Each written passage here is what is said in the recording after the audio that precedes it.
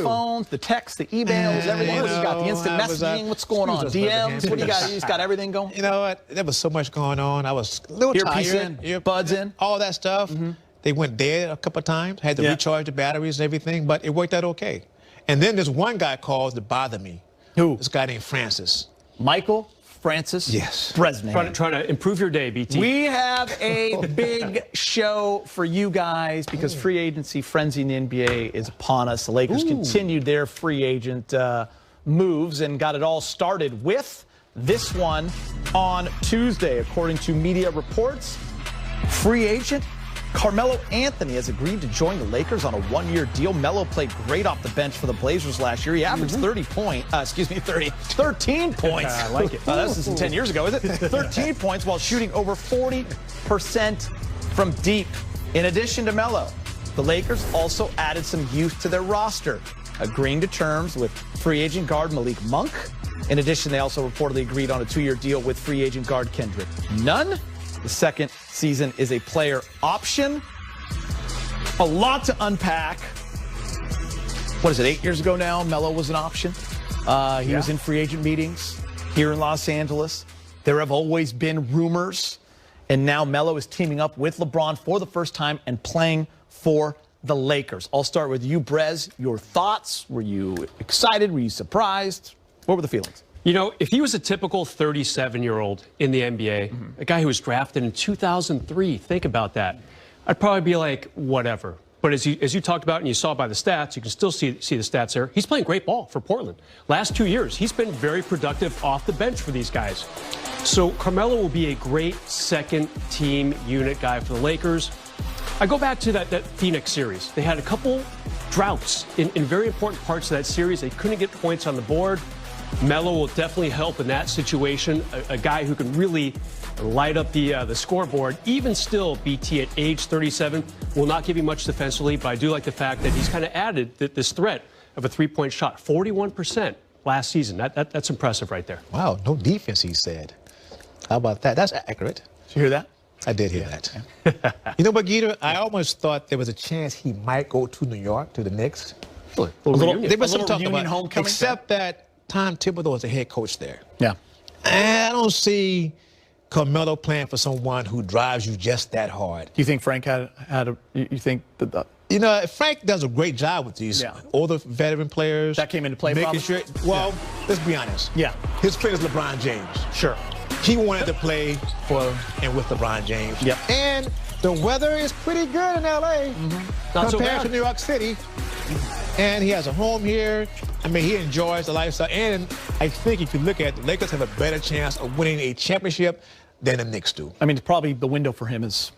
Oh, it's very small. It's small. I mean, he's like... Right. He's better than a great year right now. The Knicks done some good things. Yeah. But like you said, fit.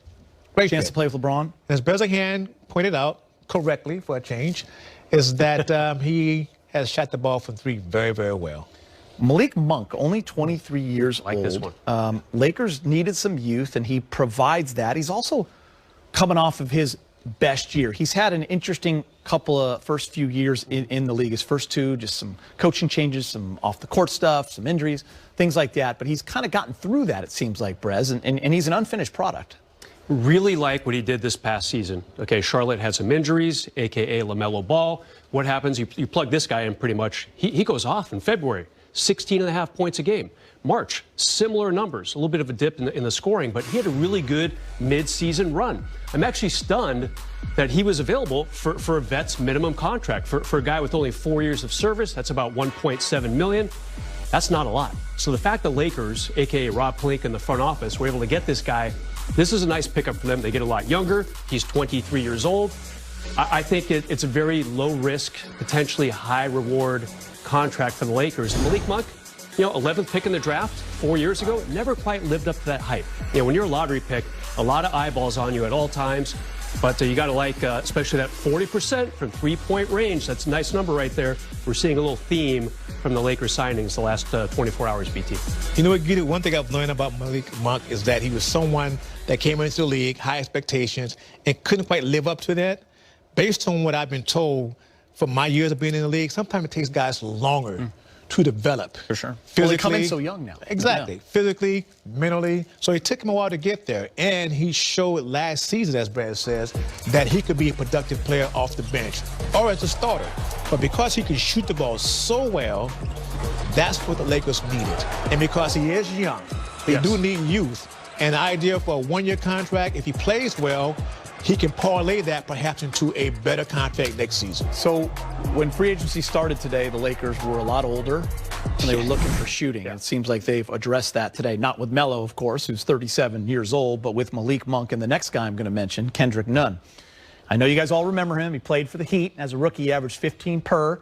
Lakers met them in the NBA Finals, and for me, this one was a surprise. Listen, he was a 49, 38, and 93 guy. He's almost a 50-50, 90 guy, which is rare air last year. So he has that potential, guys. Young, crafty, can get hot. Brez, do you love this one? Was it a surprise? This was a big surprise to me, and he'll take up the Lakers' mid-level, so to speak, about $6 million a year for a 2-year deal. I thought the Lakers might get Patty Mills in this spot, and so did a lot of other people. Well, I think that was on everyone's wish list. Yeah, right? Some Laker fans may be disappointed by that. Mills is having a very nice offseason run with Team Australia, and obviously a pretty gifted player as a part-time starter for San Antonio. But Kendrick Nunn is a great save in my mind. This guy's a lot younger than Patty Mills, 26 years old, 2 very productive seasons with the Miami Heat. You know, the writing was on the wall when they traded for Kyle Lowry yesterday. Maybe Kendrick Nunn is on the way out. The Lakers made the phone call, presumably after Patty Mills told them thanks but no thanks. And this is a great, great recovery for the Lakers. I love his game. Young, like you said, he can get to the basket. He can hit threes. This kid can score. 2 years ago, he was second in Rookie of the Year. He had a great rookie season. Yeah. He started this with Golden State and their franchise, with them. He went to Miami, had a very good year. The Lakers got lucky because they were patient. They were aware of what was going on. They made the phone calls, staying active, and it turns out the Miami Heat had financial problems trying to deal with that, trying to keep him on their team. So he can't keep the contract that they agreed to. They'll release him. What does Bob Pelinka do? He swoops in, and he signs a very good young player for 2 years and gives him the option where he can opt out the next year.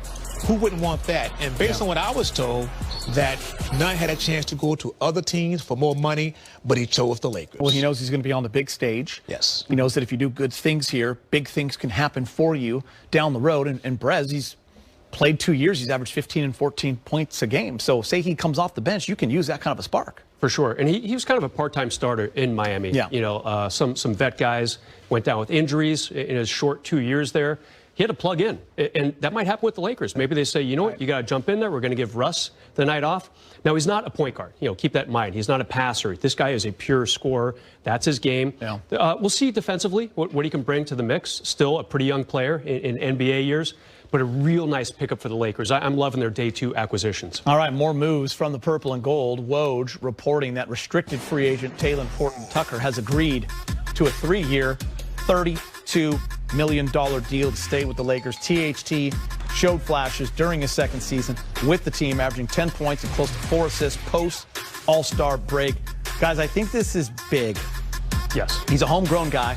Lakers drafted him in the 2nd round. He's still only 20 years old. He was a priority for them, and the Lakers got him. How important was that, Brez? Because you and I spent a lot of time on these off-season shows talking about what kind of money is he going to demand. Will they be able to match it?